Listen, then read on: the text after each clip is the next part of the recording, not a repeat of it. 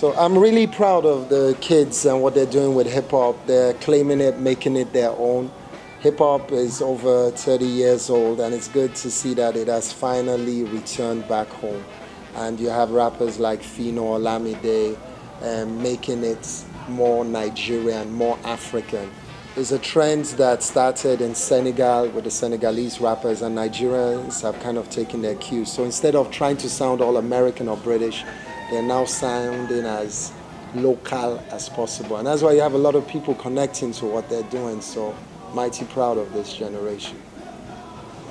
I'm mighty proud of my team. I'm mighty proud of everyone who believed in us. I'm also proud of my friends that allowed me to bully them into being part of this dream, because I literally forced them. I was like, if you don't come to this show, that's the end of our friendship. So I'm fast forward 3 years and we're growing. I have over 3,000 people in attendance. I think it's a testimony to what we're doing and the amount of work and efforts we put into each and every production. So with Afropolitan Vibes, we don't have a problem engaging popular music. It's very important to incorporate what is happening in popular culture into what we're doing. Afropolitan Vibes was created as a platform for alternative music, for artists that don't get regular shows or regular airplay. And what is important here is to get the right mix of artists. So you have a popular artist, say an MI, with somebody like Falana, who is an alternative artist. And then we bring a legend into the mix, somebody like Victor Olaya or Jimmy Sholanke. And I think our audience over time have gone to trust us with what we're doing, and they always kind of appreciate the journey, because it's important to be open-minded when you come to Afropolitan Vibes. You're not going to know every single artist that is on that stage, and you don't need to. All you need to do is just trust us that we'll take you there and you'll have a good time.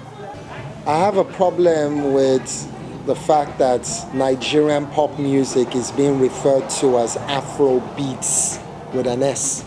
It's a disrespect to Fela Kuti and to the philosophy of Afrobeats. I think what would be more appropriate would be to call it Nigerian pop music, which it is.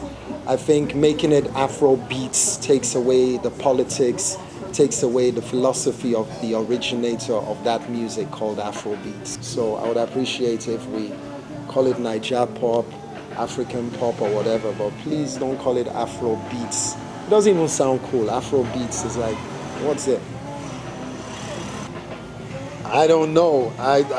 Nigeria defies all logic, and it's quite annoying and also embarrassing and extremely painful, because we have the numbers, we have one of the most eclectic mix of people, the hippest crowd in town. We've been consistent for 3 years, and yet still we don't have a dedicated sponsor. So I'm extremely frustrated.